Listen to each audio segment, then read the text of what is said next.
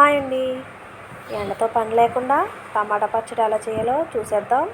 నేను కేజీ టమాటాలు తీసుకున్నాను. కేజీ టమాటాలకి 100 గ్రాములు చింతపండు అయితే అవసరం అవుతుంది. టమాటాలని లైట్గా సాల్ట్ వాటర్లో నీట్గా కడుక్కుందాం. సాల్ట్ వేయడం వల్ల ఎరువులు వేసి పండిస్తున్నారు కదా పంటలు, దాని మీద ఏమన్నా ఉంటే పోద్ది. చక్కగా తుడిచేసుకుని ఎండలో పెట్టేసుకుందాం. తడారిపోద్ది. ముక్కలు కట్ చేసుకోవాలి.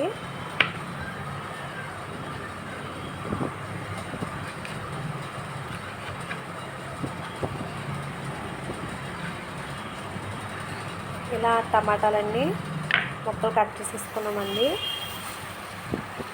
గిన్నె పెట్టుకుని ఆయిల్ వేసుకుని లైట్గా ఈ ముక్కలు అనేది ఆయిల్లో వేసేయాలి.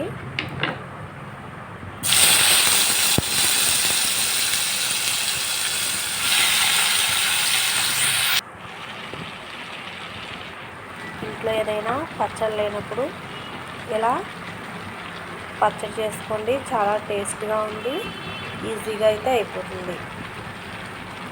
చింతపండును కూడా వేసుకుని మనకి బాగా మగ్గబెడదాం.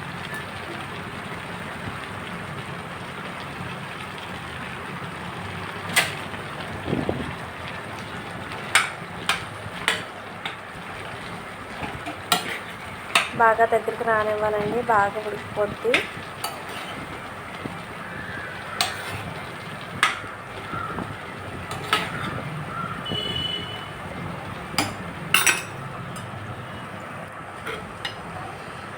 ఇలా అయితే వచ్చేయాలి.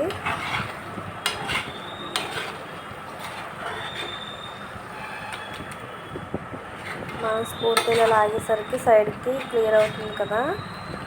ఇలా వచ్చేస్తే మనకు రెడీ అయిపోయినట్టే. మనం 1 స్పూన్ మెంతులు, 3 స్పూన్ల ఆవాలు అయితే తీసుకున్నామండి. దాన్ని లైట్గా ఫ్రై చేసుకుని మనం పౌడర్ అయితే చేసుకోవాలి. దీన్ని లైట్గా ఫ్రై చేసుకుంటే అయితే సరిపోద్ది.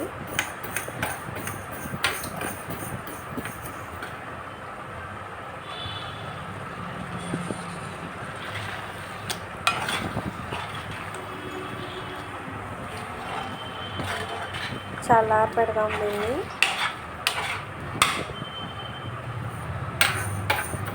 వేడిగా దాంట్లో వేస్తే ఫ్లవర్స్ పోగవు, చేదొచ్చేస్తాయి.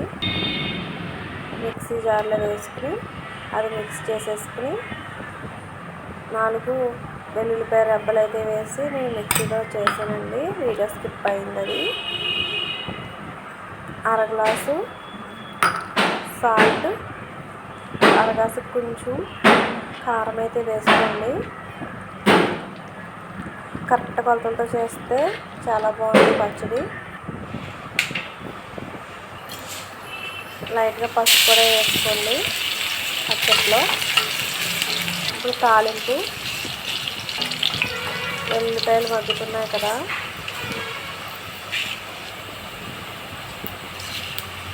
ఆవాలు, జీలకర్ర, కరివేపాకు, ఎండుమిర్చి వేసుకుని మనం బాగా ఫ్రై అయితే చేసుకుని మంచి స్మెల్ అయితే వస్తుంది. తాలింపు స్మెల్. లైట్గా ఇంగువ అయితే వేసాను. బాగా డీప్ ఫ్రై అయిపోవాలి. చూసారా వెల్లుల్లిపాయ రేకులు ఎలా ఉన్నాయో. మనం పచ్చడి అయితే వేసేద్దాం దాంట్లో. స్టవ్ అయితే ఆఫ్ చేస్తాను.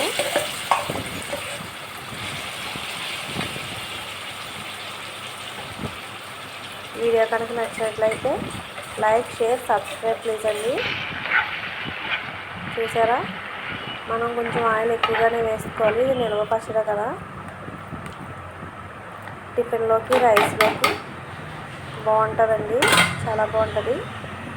మీరు కూడా ట్రై చేయండి.